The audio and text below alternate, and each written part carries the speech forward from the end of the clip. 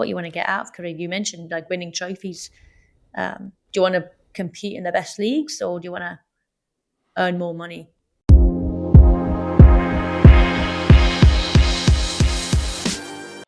Hey everyone, welcome to our podcast, The Bold Tackle. We are your hosts, Sophie Howard and Oliver Howard, and we are ready to tackle bold topics in sport, Highlight the women's football industry, and speak about the unspoken. If you are ready to get an insight into what really goes on behind the scenes, join us on our journey and listening to The Bold Tackle.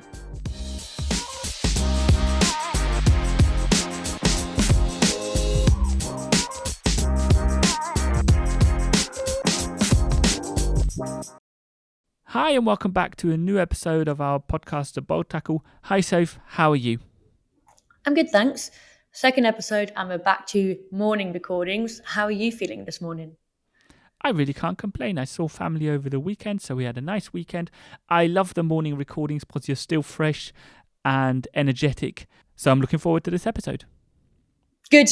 That's a good answer, Ollie. We're right in the middle of the transfer market. So let's talk about that today. Anything happened over the last week since the last time we spoke? Certainly not with us, at least that I'm aware of. Elsewhere in the league, there's a couple of rumours out there, but no new signings announced, I think Crystal Palace has signed a few players, but apart from that, I'm unaware.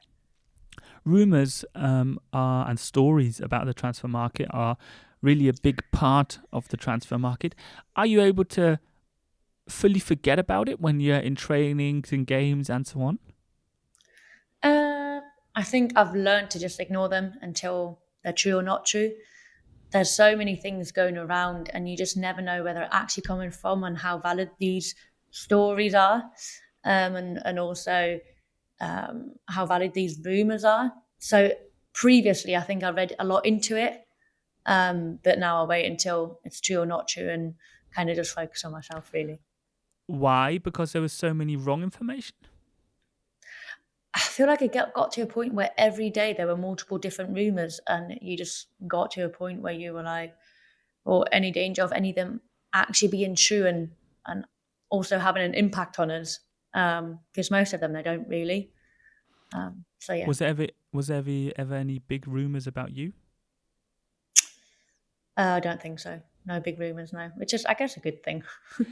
Absolutely good news for you, because I think it just shows also how loyal you are to the club. Let's see what the future holds. But with all these rumours, where do they actually come from? Is it players that talk to journalists? Is it advisors that talk to journalists? Is it clubs who leak maybe information on someone who they want? And follow-up question to that, why do you think there are so many rumours? I think with the growth of the game, people are constantly trying to put themselves in a better position negotiation-wise.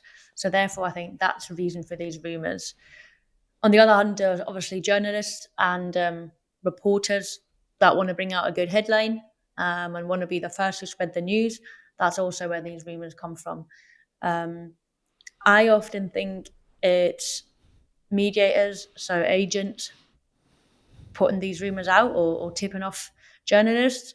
I've also experienced managers tipping off journalists, which is obviously not great, but it's almost become part of the game. And I think knowing the background of that, that's why I'm probably not too bothered about these rumours, because often I think people are just trying to put themselves in a better position. So in our industry, people tend to change companies a lot to increase their salary. And a lot of the times it works.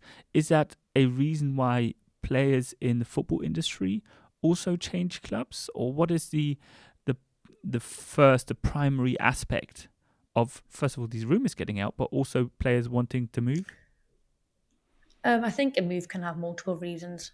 I think solely money is never an incentive for us in the women's game, I'd say. The salaries that would give that incentive are probably not quite there yet.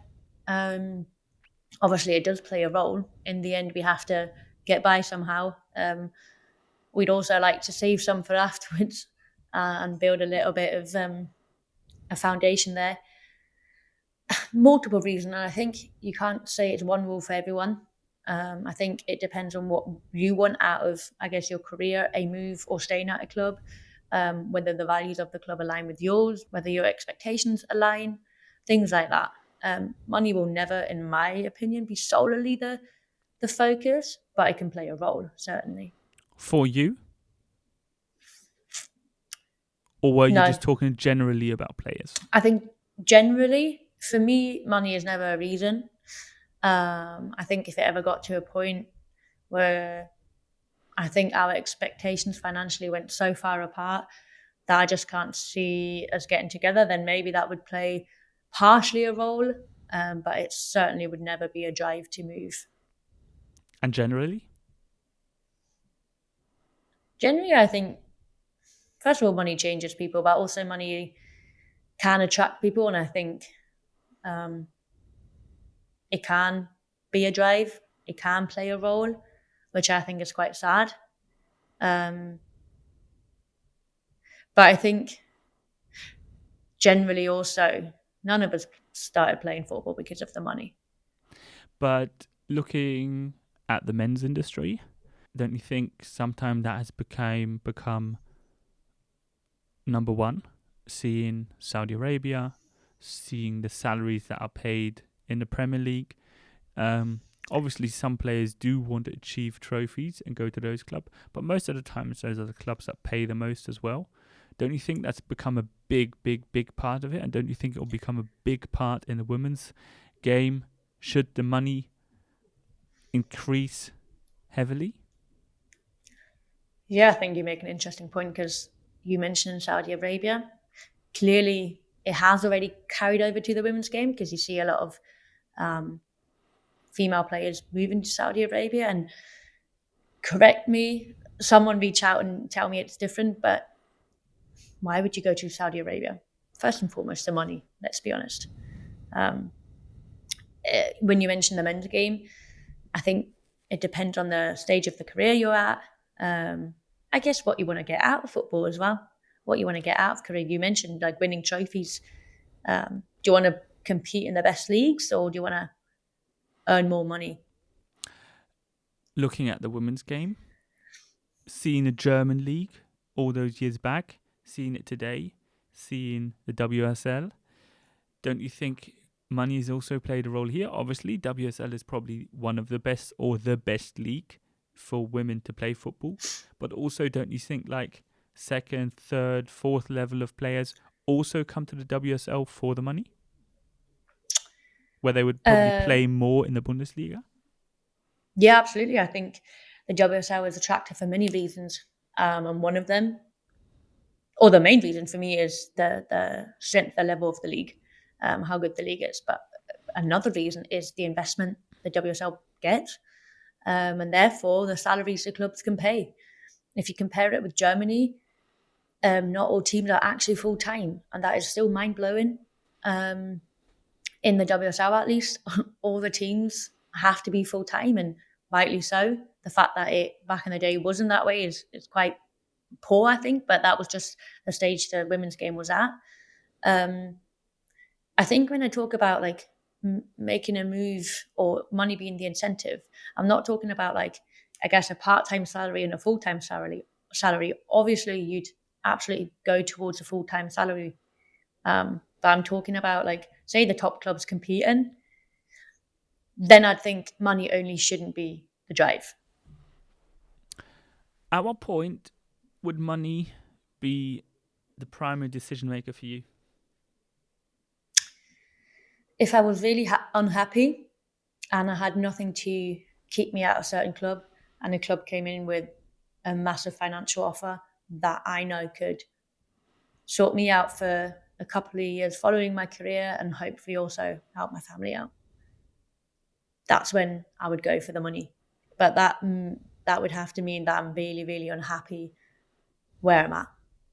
So hopefully we never get to that point. Also, another interesting point about the transfer market is obviously the length and the end of a transfer market. So with the men, it obviously goes into the season. With the women, it stops before. Which one do you prefer? Um, I don't think I've ever had it where the transfer window goes into the the season. So I absolutely would prefer the window closing before the season starts. However, it also has advantages if it's still open, and I guess loan moves can be made. Injuries happen. Yeah, I think the thing is you've had preseason then to look at all your players, especially the big teams that have big squads, and maybe their main players have come back from major tournaments, and then they realise we've got too many, and then other clubs that would gladly take these often younger players on loan. I think that's when it's an advantage that it would be still open. But I just find it very bizarre that potentially the season could start and you're signed to a club and then you move to another club, especially if that's within the same league. I just find that a bit bizarre. I guess it's quite normal in the men's game and they've probably gotten used to it. Um, but I would struggle with that, I think. Well, it gives you a little bit of flexibility, doesn't it? Because you can still plan your squad ahead of the season. But if anything does happen, if you want to let some players go on loan just to give them playing practice, it does make sense. Yeah, I think now, say the major tournament for the men has been completed quite a while ago. So why, if you want to make a loan move or put someone out on loan, why would you wait this long? Surely you'd know already now that you'd want to, or they'd agreed on this player should go on loan. Mm. I guess with the injuries, I absolutely agree. I think last minute changes, I think it gives you, as you mentioned, a lot of flexibility. But if everything's already set in stone, why can't you have those conversations early and make those decisions a bit earlier? Because it must be unsettling. Like, I know it from my life. When you come to the end of a contract, it is quite unsettling. Fortunately, I'm more chilled about it now than I used to be in the past. Probably you've played a role in that as well.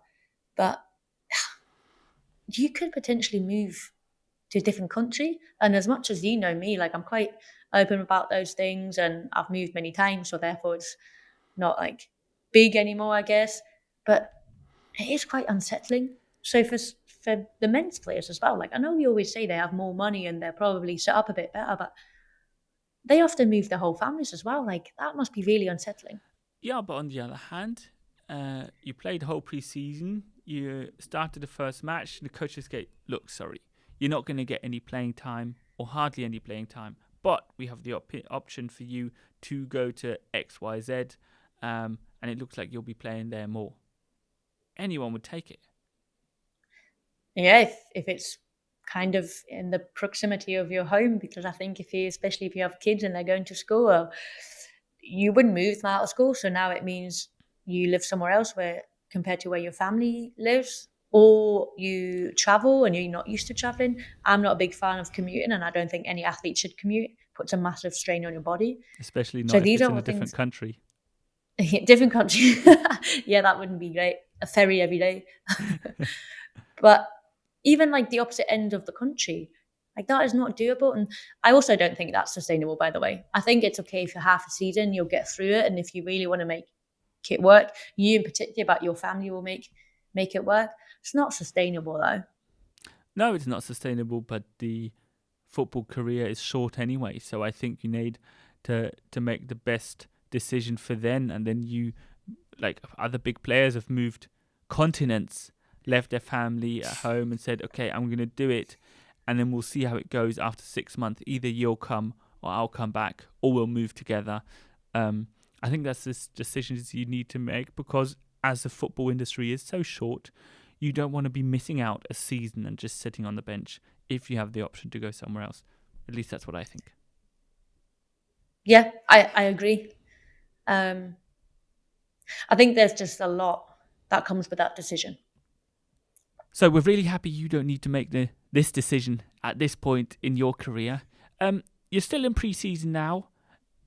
Tell us what happened the last couple of days, last couple of weeks. Good preparation for the season? Yeah, we completed week 2. It's been really, really good, No more really testing? intense. No more testing. Oh, actually, that's not true. We had speed testing How'd it Wednesday, Thursday. Oh, not a clue. I go? Oh, completed my 30-meter sprint. good. Oh, that's all I can say. And I felt really good about it. Yeah, felt great. I mean, we'll get the results and a discussion around the results and what we're going to do with them fairly soon, I think. Hopefully before we go away. But apart from that, yeah, completed week 2, and we're starting week 3 today as we record. And we've got friendlies coming up this week, which is great. So we're playing 2 friendlies, and it's the best feeling because everyone hates training without a game at the end of the week.